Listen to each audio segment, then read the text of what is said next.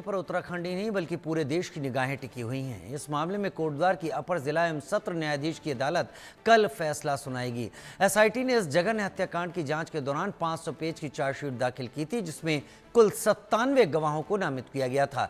अभियोजन पक्ष की ओर से इनमें 47 गवाहों को अदालत में पेश किया गया। अंकिता के पिता ने तीनों हत्यारों को फांसी की मांग की है। साथ ही उन्होंने कहा है कि वीआईपी अजय कुमार है, उसको सरकार बचा रही है। मामला साल 2022 का है, जब 18 सितंबर को अंकिता भंडारी वनंतरा रिजॉर्ट से रहस्यमय परिस्थितियों में लापता हो गई थी। इसके बाद 28 मार्च 2023 से मामले की नियमित सुनवाई अदालत में शुरू हुई। लंबे अरसे के बाद अब फैसला नजदीक है। अंकिता के पिता कहते हैं कि मौत के बदले मौत की हम सजा मांग कर रहे हैं।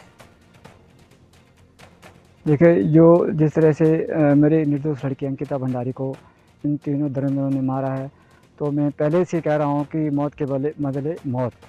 तो परसों 30 मई को अंतिम फैसला होने वाला है और हम चाहते हैं कि हमारे जीते जी हमारे सामने इन तीनों को फांसी की सज़ा हो। देखो कि मुख्यमंत्री श्री पुष्कर सिंह धामी जी ने 16 सितंबर 2023 को घोषणा की थी कि अंकिता भंडारी के नाम से जो डोब सिरको नर्सिंग कॉलेज है उनके नाम से रख दिया जाएगा। और अभी 20 माह बीत जाने के बाद भी अभी तक मेरी लड़की के नाम से नर्सिंग कॉलेज का नाम नहीं रखा गया है। न्यायपालिका पर हमें यही उम्मीद है, जैसे मैं पहले ही कह चुका हूँ कि मौत के बदले मौत, इनको तीनों को फांसी की सज़ा होनी चाहिए।